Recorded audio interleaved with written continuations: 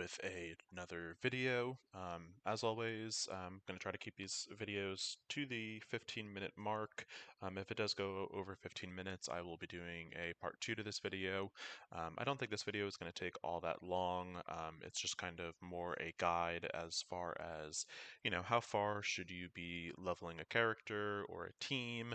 And again, just in an effort to maximize your resources. As always, feel free to reach out to me on Discord at Khaleesi, in-game mini call. And as always, if you have any questions, feel free to reach out to your Alliance leadership. And if you want to see anything specific or you have any questions or content you'd like me to make, always happy to do that. Just let me know what you're looking for. Something that's kind of coming up right now is, you know, how far should you be building a team up? What's a good stopping point? Now, what I'm going to say initially, as I touched in on the new player guide, first and foremost, you really want to focus your resources on a specific goal. I would say your early goal should be getting into Dark Dimension 1 and building a team that is going to get you through Dark Dimension 1. Once you have that team established and you're actually in Dark Dimension 1, you might want to start building your Dark Dimension 2 team. Once you have that Dark Dimension 2 team going, at that point, you're going to want to start focusing on legendary characters and maybe building a Ultimate 6 and Ultimate 7 raid team. While all this is going on, though, you can be also working on stuff in the background. My suggestion is you don't try to stretch your resources too thin. Kind of a general rule of thumb, when you are farming characters that do require campaign energy, at the very most, I would not be farming more than 4 characters at a time. Ideally, you're gonna, and the way I like to do it, I don't farm more than 3 characters at a time. So, as I've mentioned in other videos, my primary goal for this first set to get into Dark Dimension 1 is going to be an AIM team. So if you look here, AIM Security is going to be farmable from Villains 3. Um, AIM Assaulter is from Heroes 5-3. And then Scientist Supreme over here will be farmable from Cosmic, I believe it is 2-9. So once I have all 3 of these characters fully farmable, those will be my 3 characters that I am farming with my campaign energy. And then I'll also get to the point where I will be farming AIM Researcher with my arena credits, and I'll be farming Graviton with my war credits. I would say, at the very most, for war credits, you don't want to be farming more than 2 characters. And for your arena credits, you should only be farming 1 character at a time. So the main concept will be for Dark Dimension 1 is you want to get those characters all to 6 stars. So I will farm AIM Security, AIM Assaulter, and Scientist Supreme until they get to 6 stars, at which point I can then transition to 3 new characters that I'll be farming.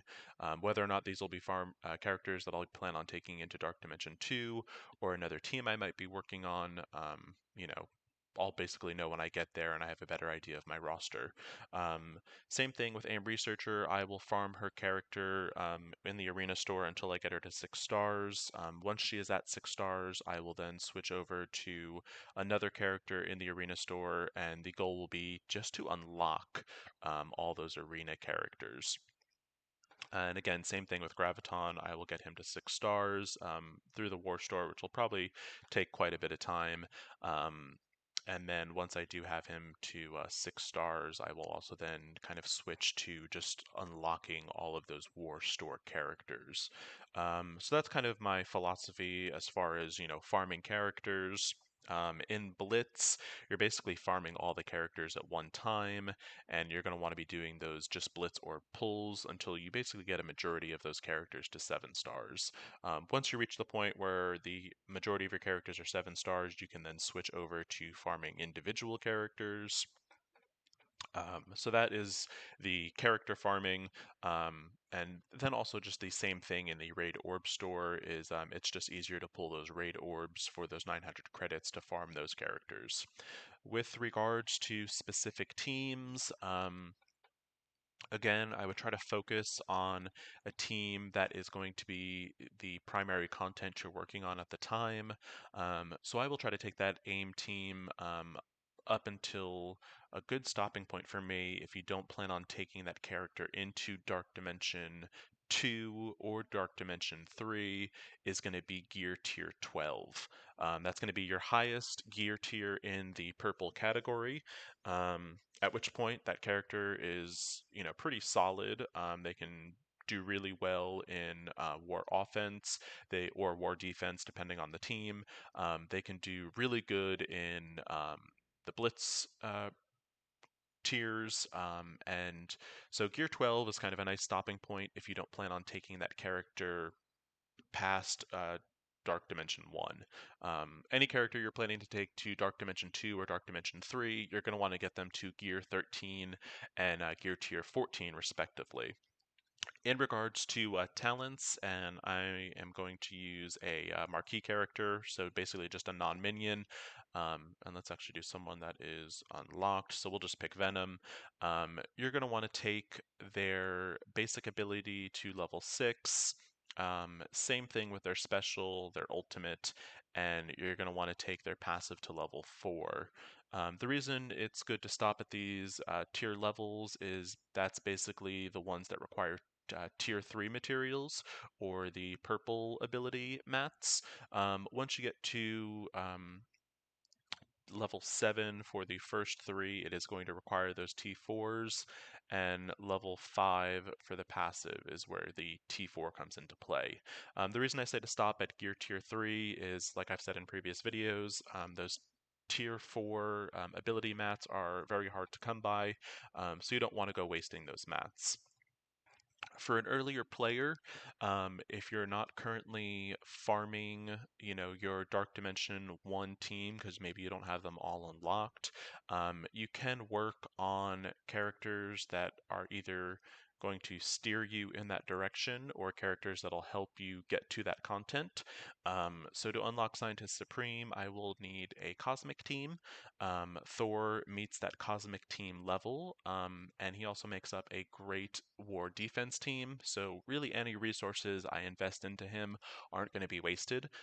So I'm using most of my campaign energy currently to farm equipment for Thor. Um, Another good stopping point, especially for earlier players, if you do have a larger roster and you do have a lot of synergized teams, you can take a lot of those characters to gear tier 10, and then whatever ability correlates with that, which I want to say is probably going to be for the first 3 abilities, probably level 5, and for the last ability, probably level 3. This will kind of get your roster up and going, especially if you're looking to build some more blitz teams. Gear 10, and then ability, we'll say 5, 5, 5, and then 3.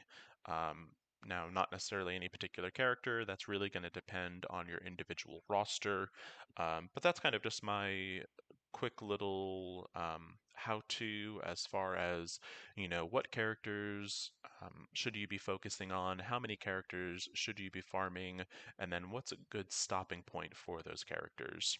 Like I said, this is all going to vary individually based on what team you plan on taking to Dark Dimension 1, as well as what your roster looks like. So just a quick recap. I wouldn't be farming more than 3 characters from campaign energy. From war energy, once it is unlocked and we start getting those war credits, you're not going to want to be farming more than 2 characters. Again, that'll depend on your roster as far as who you should be farming.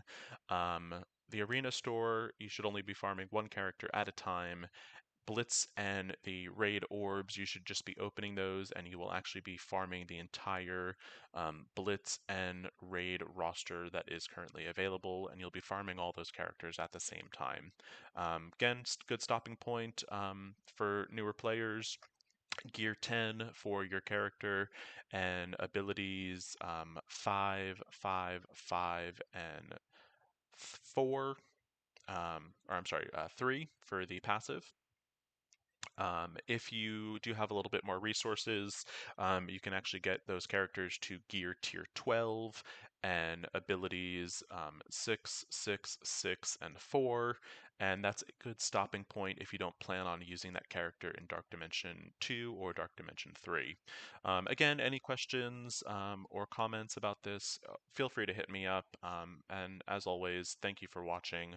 Any content you guys want to see, just let me know either in game or on Discord. I'm more than happy to make those videos. This will be available on Twitch, and eventually the plan is to have all of this migrated also over to YouTube as well. Thank you again for watching, and look forward to making future videos for you guys.